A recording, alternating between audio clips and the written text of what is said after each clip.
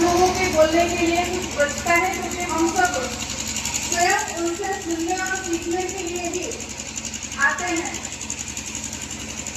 आदरणीय बिल्कुल जी, उपानंद बिल्कुल जी और भैया सुरेश जी ने तो अगर हम कहें कि हम बचपन से इनके साथ चल रहे हैं तो शायद वो सही होगा, क्योंकि 25 साल से ज्यादा ही हो गया हमें भैया के साथ विभिन्न कार्यक्रमों में सहभागिता करते हुए।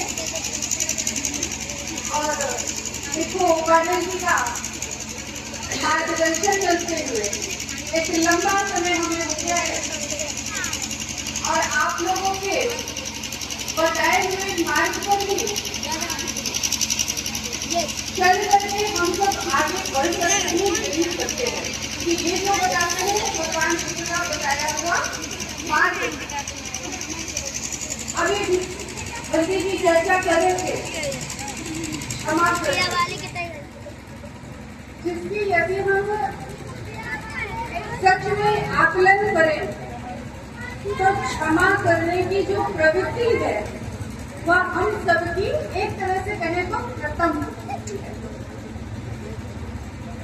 जिसकी बहुत जरूरत है आज के समय में। और वह तभी संभव है जब हम अपने मन और मस्तिष्क से मजबूत होंगे, सबको साथ में लेकर के चलने की बात करेंगे, भगवान बुद्ध को पढ़ेंगे, जानेंगे, समझेंगे तब। अन्यथा हम क्षमा की बात को छोड़िए, क्षमा करना सोचने की भी नहीं होती। और यही कारण है कि आज समय समय पर हम आपस में ही लड़ते भिड़ते रहते हैं। मैं इस बात को इसलिए कह रही हूँ क्योंकि हमारे ऐसे बहुत से युवा भाई यहाँ पर उपस्थित हैं जिनको मैं सोशल मीडिया पर लड़ते भिड़ते आपस में ही देखती हूँ। और कई बार मैं व्यक्तिगत फोन करके बोलती भी हूँ कि लड़ना है तो मिल करके कहीं एक जगह पर लड़ लो फिर लो, सोशल मीडिया पर ये तमाशा मत करो, क्योंकि इससे लड़ते आपको आपके विचारों में मतभेद होता है, लेकिन वह आपसी मतभेद हमारे समाज को कमजोर करने का कार्य है। और इस समय हमें कमजोर होने का नहीं, मजबूत होने की जरूरत है। इसलिए हम थोड़ा सा अपने गुस्से पर कंट्रोल करें, अपनी जो हमारी भावनाएं आहत हो रही उनको भी कंट्रोल करें।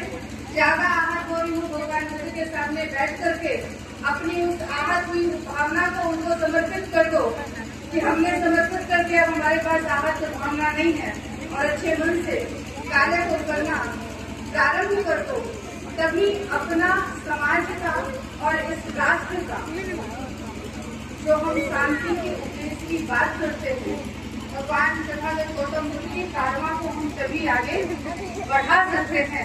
अन्यथा हम बात तो भगवान बुद्ध की करेंगे, लेकिन आपस में लड़ भिड़ करके हम खुद को ही कमजोर करके भगवान के जिस राष्ट्र को विश्व गुरु कहा गया, जिस राष्ट्र को अखंड भारत कहा गया, हमारे पुरखों की वजह से हम स्वयं उसको खंड खंड करने वाले लोग होंगे।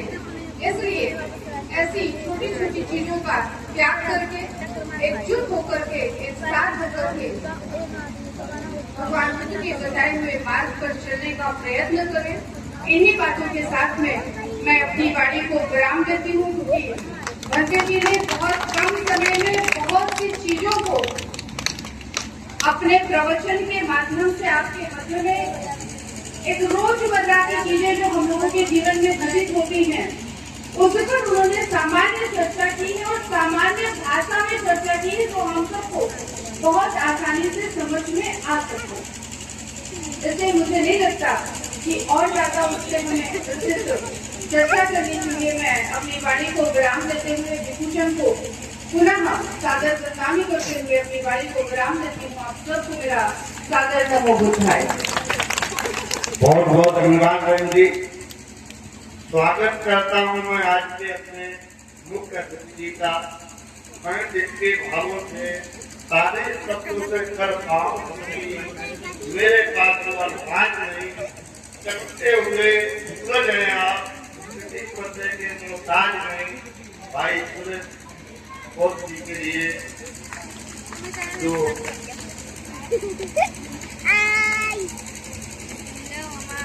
नमोदार बुद्धियार का सब लोग बोलो नमोदार। पूजनीय दीक्षित और आज की बहन मुख्य अतिथि के जो